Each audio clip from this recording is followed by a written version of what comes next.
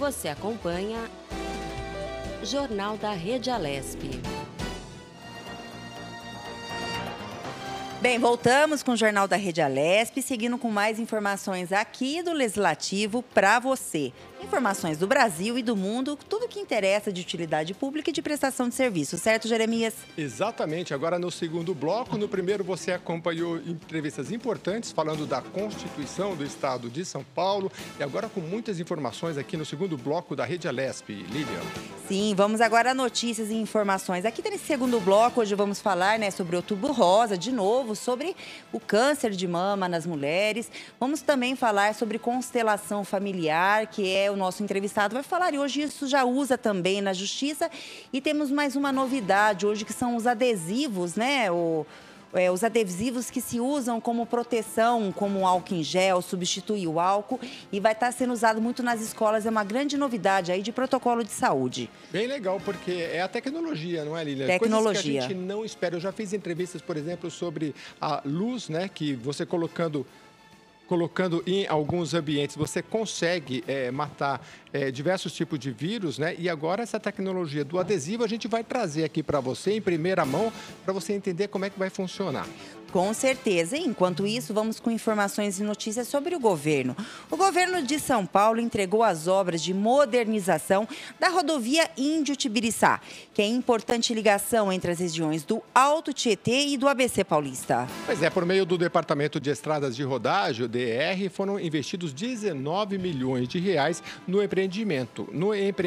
Segundo o governo, as intervenções beneficiam 1.900.000 habitantes do entorno e mais de 16 mil motoristas que utilizam a via diariamente. Jeremias, e a Índio-Tibiriçá recebeu obras para a recuperação da pista com aplicação de micro-revestimento em uma extensão total de 37,2 quilômetros ao longo de 4 municípios. O projeto também inclui nova sinalização com tachões refletivos e equipamentos de segurança como defensas e muretas de concreto. Foram construídas ainda 3 rotatórias, em todas elas há acesso a bairros de Suzano. O DR acredita que com os novos dispositivos haverá uma melhor organização do tráfego local, gerando segurança tanto aos motoristas que seguem pela rodovia ou pelas ruas municipais. De acordo com o DER, entre o quilômetro 58,4 e o quilômetro 62,2, a pista foi dividida, sendo mantido um sentido para cada lado. As medidas vão garantir mais fluidez ao tráfego e diminuir os riscos de acidente em conversões proibidas. O departamento informa ainda que no trecho do quilômetro 68, localizado no município de Suzano, a pista foi alteada, o que evitará alagamentos e interrupções do tráfego em dias de fortes chuvas. Os serviços para modernização da SP-031 foram iniciados em junho de 2019 e concluídos no último dia 25 de setembro. Vamos mais a uma entrevista, como acabamos de falar, e vamos conversar agora com Nelson Correia, que ele é cientista de dados de Observatório de Oncologia. Ele vai falar sobre a atenção ao câncer de mama no Brasil. Bom dia, Dr. Nelson Correia, seja muito bem-vindo ao Jornal da Rede Alesp. Olá, bom dia, obrigado pela oportunidade de participar da Rádio Alesp. Doutor, eu gostaria de iniciar perguntando para o senhor sobre os dados levantados pelo Observatório de Oncologia que permitem tirar, o que eles permitem tirar de conclusões em relação ao câncer de mama na saúde pública. Bom, de maneira geral, o que o estudo permitiu foi a gente confirmar um cenário que nós já desconfiávamos, né? Que é um cenário bastante crítico da atenção ao câncer de mama. Então, no geral, as mulheres elas têm pouco acesso ao rastreamento do câncer de mama. O câncer de mama ele é diagnosticado em uma grande proporção tardiamente e as mulheres, a maior parte delas, demoram mais de 60 dias para iniciar o tratamento, né? E aí todos esses fatores contribuem para um pior desfecho no tratamento dessas mulheres. Nelson, bom dia. Quem fala é Lilian. Nelson, você falando que as mulheres elas começam o tratamento após 60 dias, mas não existe alguma lei aqui no estado de São Paulo que fala que do diagnóstico ao começo do tratamento tem que ser um período menor? Isso, exato. Na verdade, essa lei não é apenas para o estado de São Paulo, né? Ela é uma lei nacional, a chamada Lei dos 60 Dias, que ela foi aprovada, se não me falha a memória, em 2012, em que ela garante o direito para todo paciente oncológico, né, não só as mulheres com câncer de mama, de iniciarem o tratamento em até 60 dias após o diagnóstico, né? Mas o que a gente observa é uma grande proporção, aqui a gente falando especificamente do estado de São Paulo, 53% das mulheres demoraram mais de 60 dias para iniciar o tratamento, no período que nós avaliamos, que foi ali de 2014 a 2018. Embora seja importante ressaltar também que esse indicador de tempo de início do tratamento vem melhorando nos últimos anos, né? No período que a gente avaliou, houve uma redução do tempo médio, mas, no entanto, a gente tem aí uma grande proporção de mulheres que ainda assim iniciam tratamento em mais tempo do que é recomendado pela lei. E deixa eu te perguntar uma coisa, Nelson. Campanhas, a gente vê que cada ano mais aumenta as campanhas, né, do governo de políticas públicas para conscientizar a mulher sobre esse problema de câncer de mama. Com o decorrer dessas campanhas de conscientização, vocês que trabalham, né, nesse centro de pesquisa, os dados de câncer de mama têm diminuído ou não? Não, na verdade não. Assim, a gente observa um aumento da incidência do câncer de mama. Isso, num certo sentido, é esperado pelo aumento da população e também porque o câncer de mama, o câncer no geral, ele por ser uma doença crônica não transmissível, à medida em que você vai tendo avanços do desenvolvimento econômico, de acesso a serviços de saúde, as pessoas tendem a ter maior incidência do câncer, né? Então, isso é um fato assim, que nós nos atentamos ao nosso estudo, mas outros estudos indicam nesse sentido. Agora, a questão especificamente do nosso estudo é que o sistema de saúde ele não tem conseguido acompanhar esse aumento da incidência do câncer de mama. Doutor, qual é orientação para a população? Eu já soube de casos, por exemplo, de uma mulher fazer um desses exames e eu queria que o senhor falasse a periodicidade que precisa ser feito, porque ela depois voltou ao médico, depois de 3 meses de ter feito, e a médica falou, vamos fazer um teste e tal, e acusou o câncer de mama. Então, assim, ela ficou estarrecida, né? Mas, graças a Deus, como detectou no início, teve mais chance de cura, né? Qual é a orientação que a gente tem que dar para a população? Sim, sim. Não, perfeito. A orientação de prevenção é muito importante, né? A recomendação do Ministério da Saúde atualmente para a realização do exame de mamografia, que é o exame que faz o rastreamento, é para as mulheres entre 50 e 69 anos, e o ideal é que ele seja realizado pelo menos uma vez a cada 2 anos, né? Aí é claro que se a mulher ela tem histórico familiar ou outros fatores que predispõem, o médico ele pode optar por realizar um rastreamento com a mamografia no intervalo de tempo menor, ou mesmo em faixas etárias anteriores. Agora, é muito importante que todas as mulheres elas busquem informações sobre prevenção e principalmente do autoexame da mama, né? Então, mesmo a mulher não realizando o rastreamento, se ela realiza com periodicidade o autoexame da mama e fica atento a mudanças na forma da mama, na aparência da pele, enfim, sintomas que indiquem uma possível alteração da mama, que essa mulher busque sempre o serviço de saúde, né, o BS, ou enfim, o médico que ela costuma se consultar para investigar essa possibilidade. Ô Nelson, qual que é a idade mais comum para ser desenvolvido o câncer de mama? A faixa etária com maior incidência é a partir dos 50 anos. Até inclusive por isso que o rastreamento do câncer de mama ele se inicia a partir dessa faixa etária. Agora, tem vários estudos, inclusive um estudo que foi publicado ano passado pelo Observatório de Oncologia também, que a gente mostra que a incidência nas faixas etárias mais jovens, de mulheres entre 20 até 49 anos, vem aumentando nos últimos anos. E isso é uma tendência mundial, não só no Brasil, né, que isso tem acontecido, mas a principal explicação para esse fenômeno do aumento da incidência nessa faixa etária mais jovem são os hábitos relacionados ao estilo de vida, né? Então, sedentarismo, tabagismo, dieta inadequada, todos esses fatores eles predispõem à incidência do câncer em faixas etárias mais jovens. Então, também, novamente, a importância da mulher se atentar a esses hábitos de estilo de vida que podem prevenir, então, o câncer de mama. E, ô Nelson, me fala uma coisa, o homem ele pode desenvolver um câncer de mama ou não? É possível, embora seja bastante raro. né?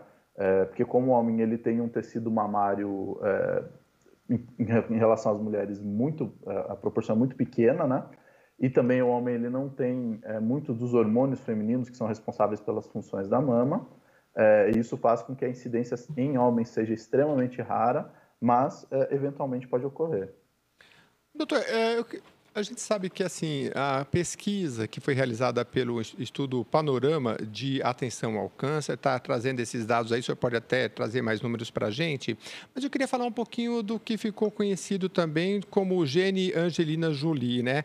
Esse tipo de análise genética, ele é acessível a uma população em relação aos recursos ou não? Nessa resposta, eu só gostaria de fazer um esclarecimento antes, que embora eu seja profissional da área da saúde, eu sou médico e também não sou da área de genética, então talvez eu não possa responder precisamente. Sim. No entanto, o que se sabe é que alguns tipos de tumores do câncer de mama, né, eles têm alguns marcadores genéticos, e aí um desses marcadores genéticos é o que ficou conhecido pelo caso da Angelina Jolie, e esses marcadores eles são preditores do desfecho do tratamento, né? Então, dependendo de quais marcadores genéticos o tumor da mulher tem, o sucesso do tratamento tende a ser maior ou menor, e aí, portanto, a chance de cura da mulher é maior ou menor. Nós não avaliamos especificamente essa questão do acesso. No entanto, muitos desses exames para a detecção desses marcadores, eles acontecem no SUS, né? As mulheres, em teoria, têm acesso a isso, justamente porque o tratamento, muitas vezes, muda de acordo com esse marcador, né? Então, o tratamento não é realizado de maneira igual, justamente para aumentar a chance de sucesso do tratamento. Agora, como eu disse, esse exame está disponível no SUS, mas como nós não avaliamos, eu não saberia te responder como está o acesso das mulheres a ele. Mas em relação, por exemplo, a diferenças na atenção em relação a regiões do país e a cor e a raça, dá para dizer alguma coisa? Não, isso sim, de fato. Então a gente observa novamente, né, uma centralidade no eixo norte, nordeste, sul, sudeste muito grande. Então, assim, os estados das regiões norte e nordeste, eles apresentaram os piores desfechos dos indicadores que nós avaliamos. Então, principalmente a região norte tem uma cobertura de mamografias extremamente alta, e aí, muito em consequência disso, também tem uma maior proporção de diagnósticos tardios nessa região. Enquanto que nas regiões sul e sudeste, a proporção de diagnósticos tardios é menor, o acesso à mamografia é maior e o tempo para início do tratamento tende a ser menor. Agora, é importante ressaltar também que, embora na região sul e sudeste esses tempos sejam melhores se comparados com a região norte e nordeste, ainda assim a gente está muito aquém do que seria o ideal do atendimento. Com relação à raça-cor, o estudo ele mostrou que as mulheres pretas e pardas, elas têm uma maior proporção de diagnósticos tardios, né? Então, em regra, elas são diagnosticadas mais tardiamente, elas iniciam o tratamento mais tardiamente, também elas demoram mais para iniciar o tratamento, e aí, no caso das mulheres pretas e pardas, isso é particularmente preocupante, porque um outro dado adicional nosso mostrou que as mulheres que são diagnosticadas tardiamente, elas iniciam o tratamento mais rápido, né? Então, no caso específico das mulheres pretas e pardas, mesmo elas sendo diagnosticadas mais tardiamente, elas demoram ainda mais para iniciar o tratamento. Então, talvez essa disparidade de acesso ao tratamento seja ainda maior do que o que a gente conseguiu mensurar no nosso estudo.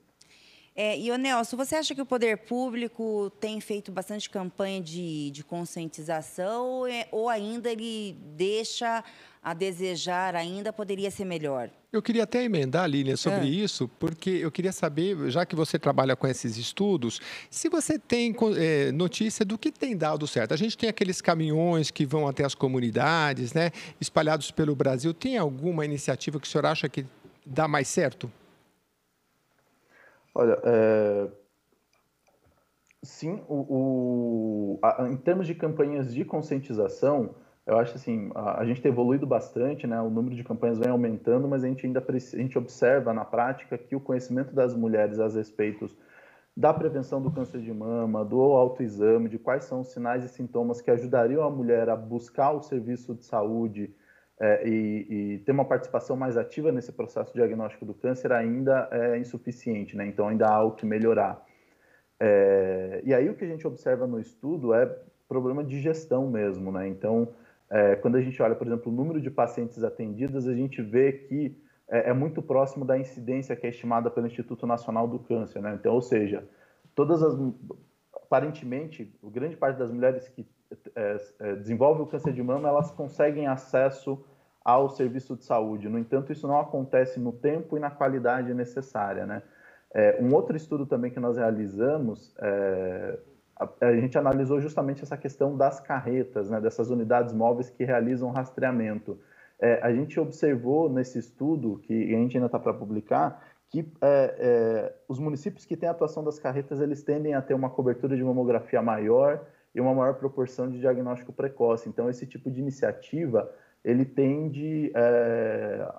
demonstra que tem uma efetividade na atenção a essas mulheres. Agora, novamente, a gente precisa de gestão, né?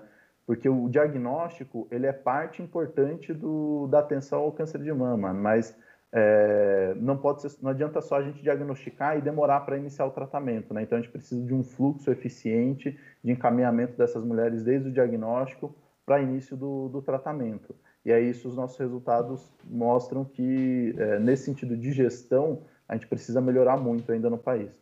Ainda falando em gestão, o Nelson Corrêa, que é pesquisador e cientista de dados do Observatório de Oncologia, está falando aqui no mês de Outubro Rosa sobre câncer de mama com a gente, dos dados que eles levantaram, e um deles é de que os gastos, como é que se gasta em relação ao câncer de mama? 61% das despesas quando a doença já está em estado avançado, 15% na fase inicial, ou seja, se detectado na fase inicial, o poder público vai gastar bem menos, 15%. Como é que você vê essa questão do investimento? Porque eu acredito que o tratamento do câncer, no caso de mama, é caro. É isso, doutor? Isso, exatamente.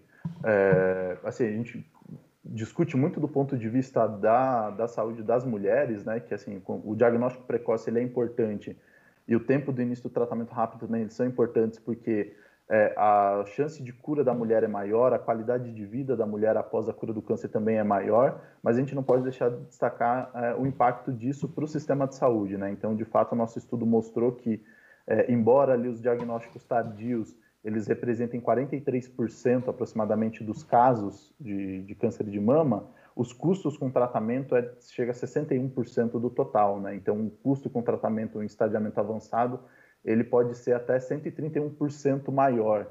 Então, ou seja, diagnosticar tardiamente é ruim para a mulher que tem o câncer de mama e também é ruim para o sistema de saúde, né? Pois o custo com tratamento nos diagnósticos tardios são muito superiores aos diagnósticos precoces. Muito bem, agradecemos bastante a entrevista de Nelson Corrêa, ele é cientista de dados do Observatório de Oncologia, nos atualizando aqui sobre os últimos dados sobre câncer de mama no Brasil. Muito obrigado, doutor. Eu que agradeço. Obrigada, doutor, e tenha uma boa tarde. Esse mês a gente sempre vai falar aí toda semana, durante o dia que a gente está no mês de outubro, né? O mês Outubro Rosa, prevenção ao câncer de mama. Você vai até um posto de saúde local que para fazer a sua prevenção, você que é mulher, né?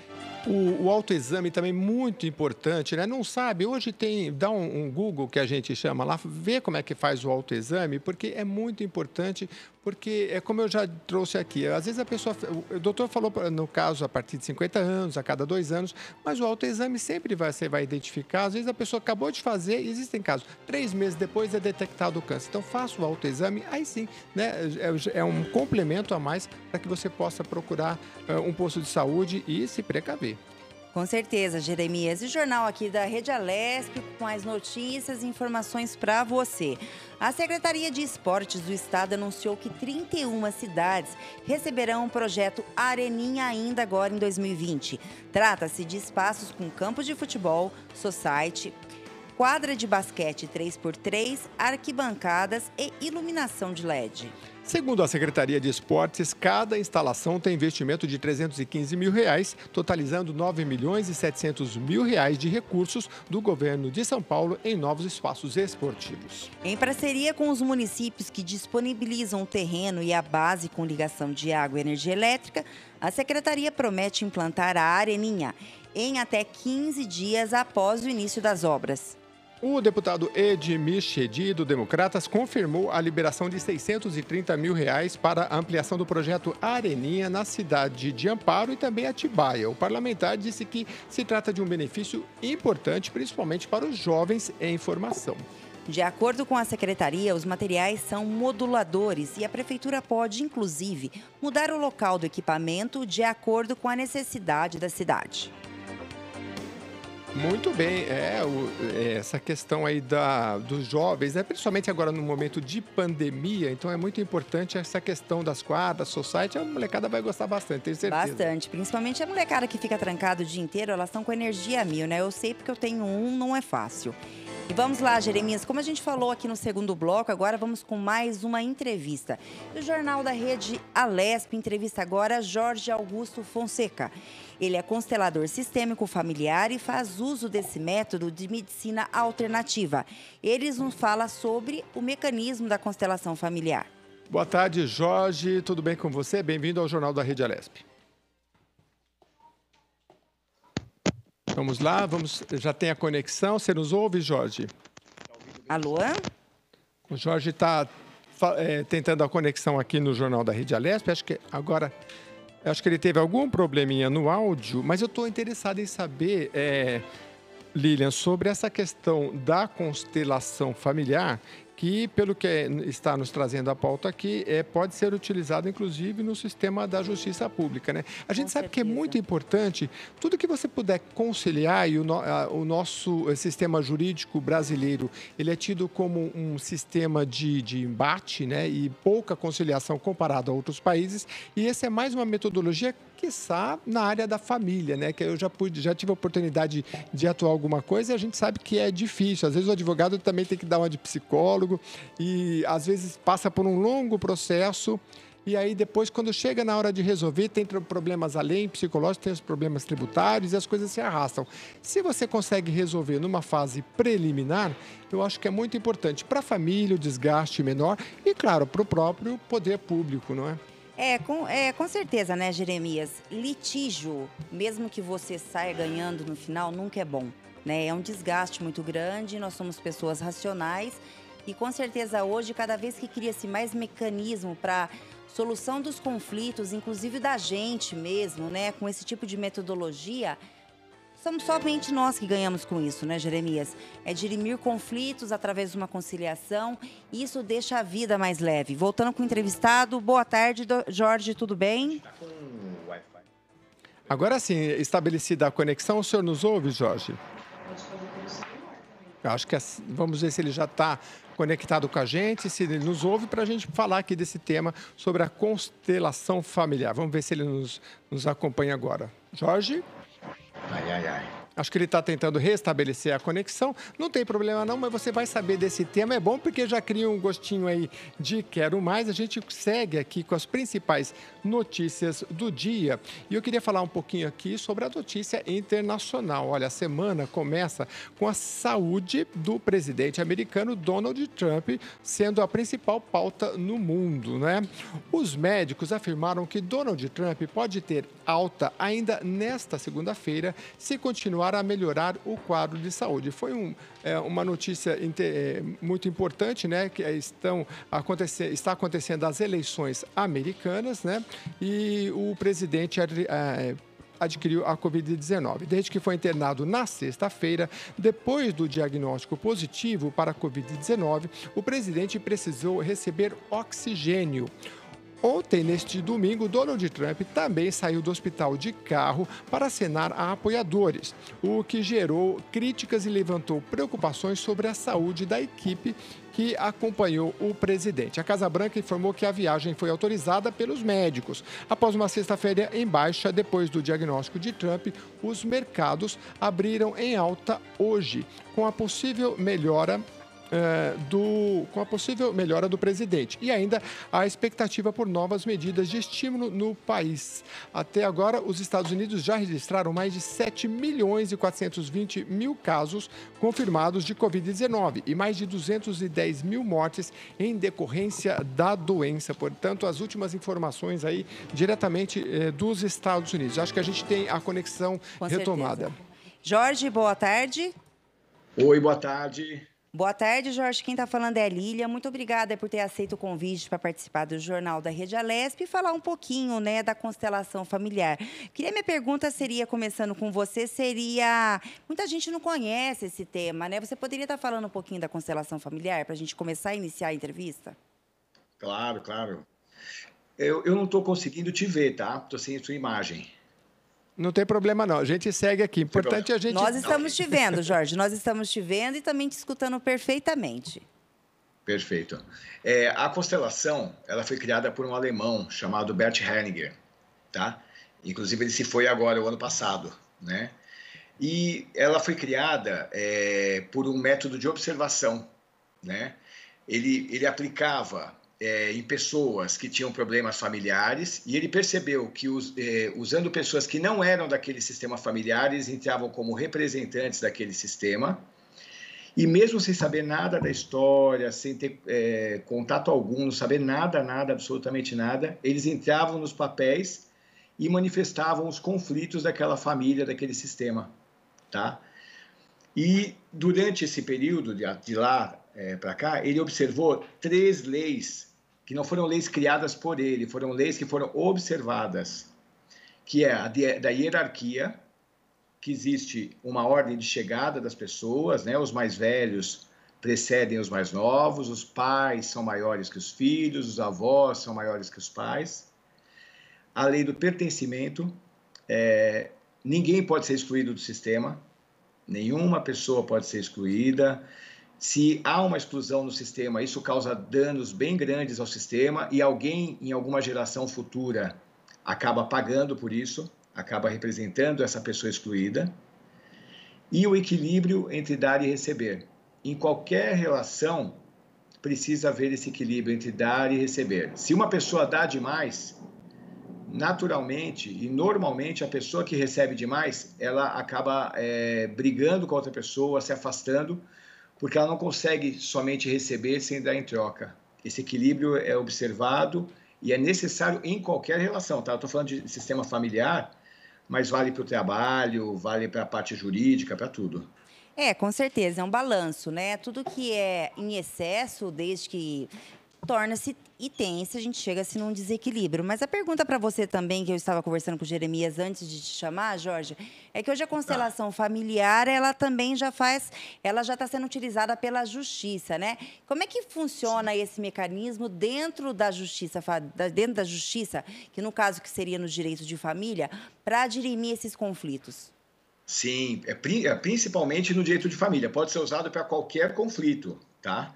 Mas no direito de família, inclusive tem um juiz do Tribunal de Justiça da Bahia, o Sam Stork, que ele já usa há muitos anos, né? E ele tem um índice de resolução dos conflitos que beira assim 90%. Ele fala até em 100% muitas vezes, porque antes da pessoa entrar numa audiência, daquela família entrar no conflito, ele abre esse campo sistêmico e consegue acessar através da terapia, o ponto neural, o ponto que causa aquele conflito naquela família, tá?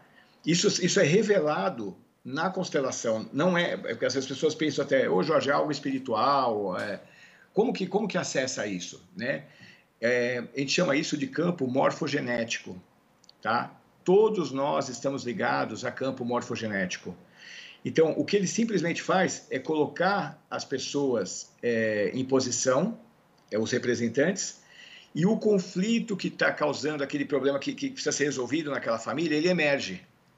E se houver também espaço na alma e no coração daquelas pessoas envolvidas, isso pode ser solucionado, porque há pessoas também que não querem abertura para resolver o conflito, mesmo vendo ali de frente, né? Mas havendo essa abertura, é incrível o negócio, é uma coisa que precisaria ser vivenciada mesmo para poder entender melhor, né? Eu queria entender um pouquinho melhor, Jorge, assim, é facultativa, a família pode participar ou não, pode haver essa intervenção, é por meio de um psicólogo, como é que funciona? Isso, não é um psicólogo, tá? É um constelador familiar, ele é um terapeuta de constelação familiar, ele não precisa necessariamente ser psicólogo. Nesse caso, o juiz, né, que é o Sam Stock, lá do TJ da Bahia, ele mesmo é o constelador. Então, ele não chama uma terceira pessoa, né? Aqui em São Paulo já houveram palestras, eu fui chamado também no Fórum Central aqui para fazer uma palestra. Então, a gente está se aproximando de começar a utilizar isso de uma forma mais eficaz, até por exemplo, tá? Para vocês entenderem, existe o processo de mediação, que já é usado antes de chegar na audiência, do processo caminhar. Então, a constelação serviria como uma mediação, só que indo mais profundo, onde ela revela a dinâmica que está oculta por trás daquele conflito. E o Jorge, me responde uma coisa para os telespectadores. A constelação familiar, ela é considerada uma terapia? São quantas sessões que você consegue dirimir esse conflito e resolver esse problema que fica interno, né, que vai acumulando no decorrer da vida? O que você poderia falar sobre isso para a gente? Sim, não há um número de sessões determinado, porque você pode resolver um conflito, por exemplo, em uma sessão. Se houver abertura, porque o efeito dessa constelação pode durar de 1 dia até 2 anos mexendo no sistema. Tem pessoas que fazem a constelação hoje e no dia seguinte, por exemplo, tá? Há pessoas que não falavam há 10 anos com os pais. Eu já constelei pessoas que 10 anos que não tinha contato com o pai. No dia seguinte, o pai ligou, a pessoa me ligou impressionada. Falou, o que você fez? É bruxaria? Eu falei, não, é porque o teu coração se abriu aqui dentro desse sistema e ele sentiu do outro lado. Então, já estava preparado, como é que eu posso dizer? Já havia uma abertura, havia uma prontidão para que aquilo acontecesse. E aí o pai ligou no dia seguinte. E tem coisas que acontecem 2 anos depois, vai reverberar daqui a 2 anos. Tá? Então, não há uma quantidade de encontros. Pode ser 1 encontro, 2, 3, depende da necessidade da pessoa. Uma coisa que eu posso te falar é que não é bom constelar seguidamente. Aí não é saudável, né? Você faz uma numa semana, outra na outra, em sequência. Não, porque você vai acabar mexendo com muitas histórias que vão reverberar. E a pessoa precisa ter estrutura para isso. Então, o que eu aconselho é a pessoa fazer a constelação e depois pode seguir com um acompanhamento terapêutico. Aí é essencial isso. Ô Jorge, outra curiosidade, a partir de quantos anos que a pessoa pode constelar?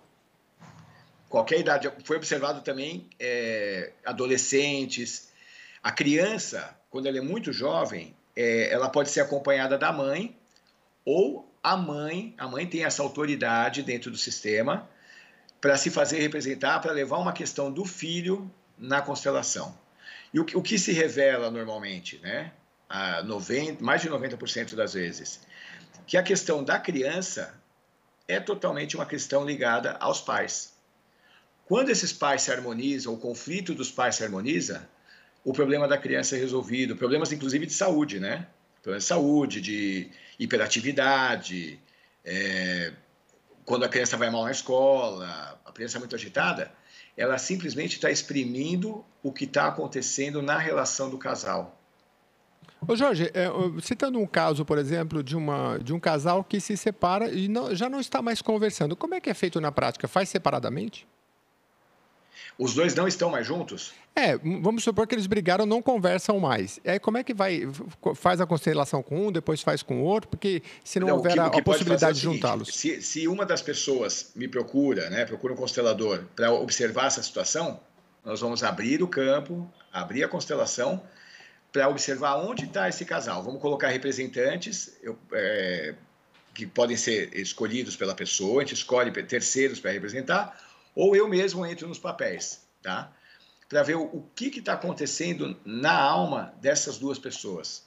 Se elas realmente estão melhores separadas, se elas convergem em algum momento, convergem para estarem juntas novamente, porque a constelação ela não faz milagre, né? Mas ela revela a realidade oculta por trás dessa dinâmica. Você conseguiu? É bem simples, talvez. É complicado, mas é simples, porque ela revela a dinâmica oculta por trás das relações. Ô, Jorge, e vamos lá, mais curiosidades. Fala um pouquinho para a gente como que é cada sessão, né? Como ela é realizada e quais as técnicas utilizadas para poder chegar a dirimir esses conflitos. Sim, sim. A sessão ela pode ser feita de duas formas, e agora temos até uma terceira forma, em virtude da pandemia, que ela pode ser feita online também. E observou-se, né, todo mundo que está trabalhando, que funciona perfeitamente online também. Então, não há nem a necessidade da pessoa estar presente, né?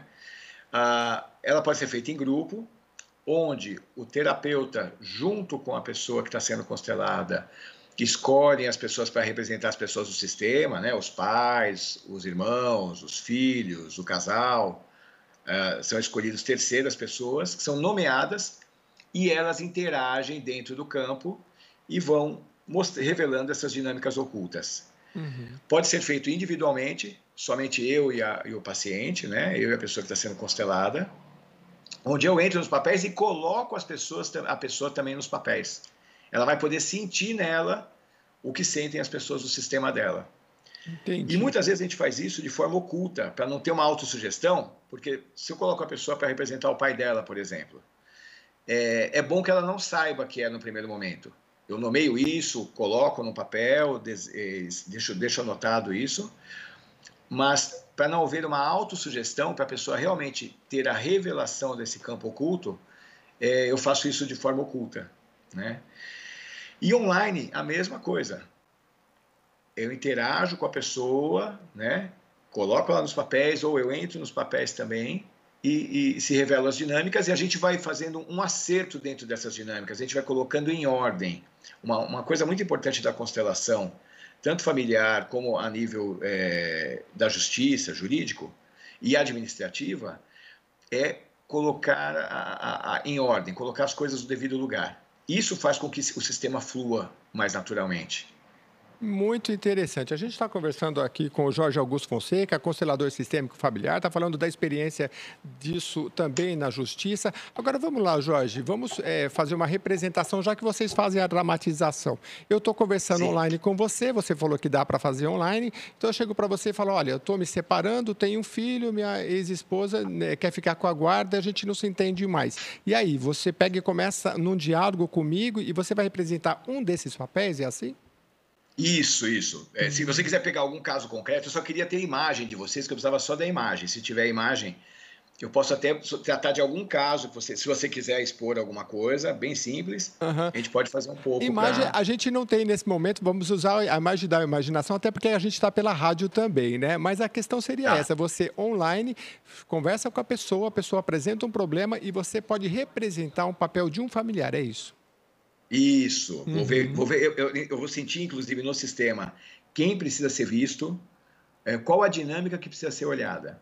Tá? Isso é com a experiência do constelador, ele consegue perceber o que está por trás daquilo. Porque às vezes a pessoa fala para mim, eu estou com um problema com a minha esposa, eu não consigo estar presente para ela. E eu já com a experiência, eu vou buscar de repente a mãe dessa pessoa que está sendo o meu cliente, que às vezes ele está numa ligação com ela e ele não está presente para a esposa, ele está tão ligado intrinsecamente com a mãe dele que ele não está presente, na realidade, para nenhum relacionamento. Entendi, bem interessante. E uma coisa interessante que acontece também é que nós enxergamos a vida assim, tem um casal e alguns casais acontece a traição, né?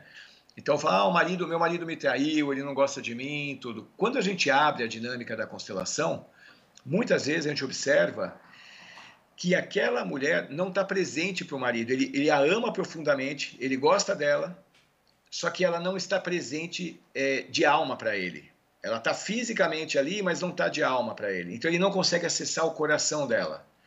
Então, normalmente, os casos de traição, né? E quem trai fica com aquela história de, ele é o ruim da história, há esse julgamento, porque na constelação não há julgamento, né? A gente não coloca nem bom, nem mal, nem certo, nem errado. É o que é a realidade daquele casal. E quando a gente coloca isso, aparece que aquela pessoa, que aquele homem ama profundamente aquela mulher, mas ela está totalmente indisponível, de repente fazendo o papel de um grande amor do pai dela, né? Que o pai teve uma namorada ou uma amante, alguma coisa, e essa mulher está representando essa pessoa dentro da família dela. Então ela não está de fato disponível para um novo relacionamento. Muito interessante, Jorge. A gente agradece a sua participação, você tirar das nossas dúvidas e falar para o telespectador sobre constelação familiar. Muito obrigada e tenha uma boa tarde, Jorge. Boa tarde, obrigado a vocês. Bem interessante esse tema.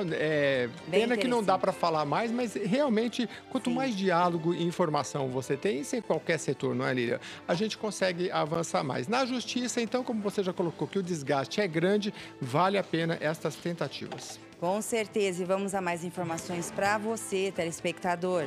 A sede da Fundação Palmares, em Brasília, vai mudar nos próximos dias para um antigo prédio na empresa Brasil de Comunicação, que hoje funciona como uma espécie de almoxerifado tomado por infiltrações e avarias. Presidida por Sérgio Camargo, a Fundação admite a necessidade de reforma, mas com a crise informou que não há dinheiro previsto para essa finalidade. A mudança vai ocorrer antes dos reparos. O início das obras ainda não tem previsão.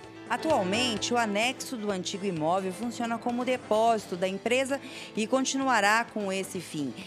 E o prédio principal, que será transformado na nova sede da Palmares e também de acordo com o presidente Sérgio Camargo, receberá o nome de André Rebouças, um abolicionista classificado por ele como monarquista, brilhante engenheiro e orgulho do país. O edifício não é utilizado desde 2016. Prédio e anexo têm infiltrações, escadas demandando reparos e teto com tubulações expostas. As reformas devem ser feitas pela Fundação. A principal motivação da transferência, segundo o presidente da Fundação, é a financeira. Com a mudança, a Palmares deixará de pagar cerca de R$ 2.300.000 de aluguel por ano e mais R$ 700.000 com o condomínio. A autarquia diz ainda que os 3 milhões a menos vão representar economia de 30% no orçamento. E com isso, o dinheiro será realocado para outras atividades. Bem, agora a gente está chegando, né, Jeremias, a nossa última entrevista do dia. E vamos falar agora com o Rogério Rovito, que ele é engenheiro e criador de um adesivo antiviral. Ele nos explica como esse adesivo pode ser um aliado na volta às aulas. Rogério, muito boa tarde para você. Bem-vindo ao Jornal da Rede Alesp. Boa tarde a todos. Obrigado pelo convite. Rogério, um adesivo que eu tenho aqui pouco conhecido no Brasil, né? Queria saber como é que funciona esse adesivo que inativa vírus e bactérias. Isso é bem importante, porque às vezes a gente fala em bactérias, mas não fala de vírus, né? E vamos falar desse adesivo aí, onde é que a gente coloca, o que ele faz? Exatamente. Com a pandemia, a nossa empresa, que já trabalhava com plásticos, né, com filmes em PVC, buscando soluções para oferecer aos nossos clientes e porventura também para as pessoas que precisassem de uma solução diferente, nós encontramos uma empresa parceira que trabalha com nanotecnologia. Então, através de um processo dentro de laboratórios, né, processo de extrusão, nós desenvolvemos um filme em PVC adesivado que tem a propriedade, né, a ação comprovada de inativação de vírus e bactérias. Isso faz com que superfícies fiquem mais seguras ao toque, sendo um auxílio junto a regras de higiene ou vigilância sanitária para ambientes tanto de trabalho ou ambiente doméstico, ou seja, para qualquer aplicação, assim como em escolas. Quem fala boa tarde, Rogério, quem está falando é Lilian. E me fala uma coisa, com esses adesivos aplicados nas superfícies das coisas, não é necessário usar o álcool em gel? Boa tarde, Lilian.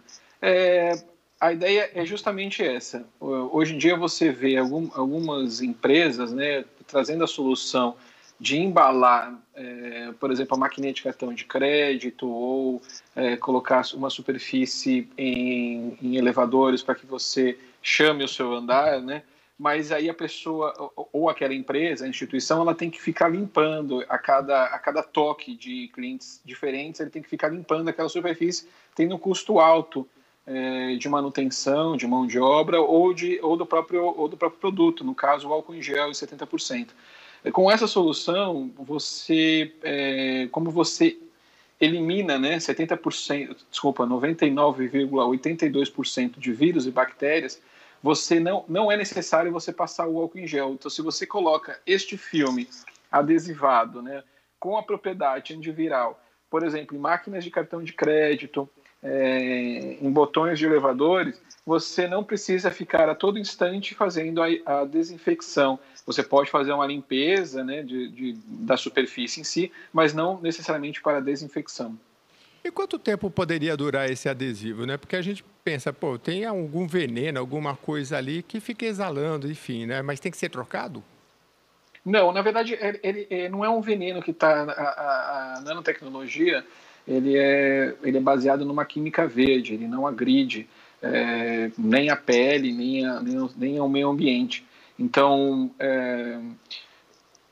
a gente está fazendo mais laudos, né, para essa comprovação. Na verdade, a tecnologia ela é aplicada em diversas soluções, como, por exemplo, se você procurar na internet, você vai ver que existe já camisetas antivirais, máscara, enfim.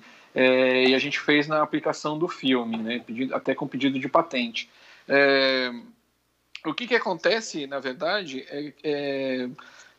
como ele está misturado na composição do filme, teoricamente, ele tem ação até o filme, até o final da vida útil do filme. Mas isso precisa ser comprovado, né? Então, o que a gente tem feito é enviado para laboratórios para laudar o envelhecimento do material e depois a comprovação da mesma ação antiviral por um determinado tempo, né? E quanto tempo esse filme ele tem vida?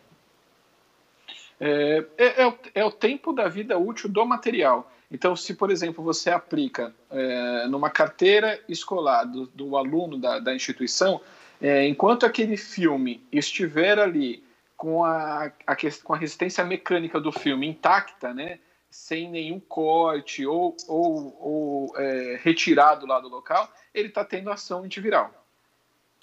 Eu queria entender também, a gente está falando no caso de escola, mas vamos supor, num ambiente como esse, eu teria que envelopar uma mesa dessa inteira para poder ficar imune ao vírus?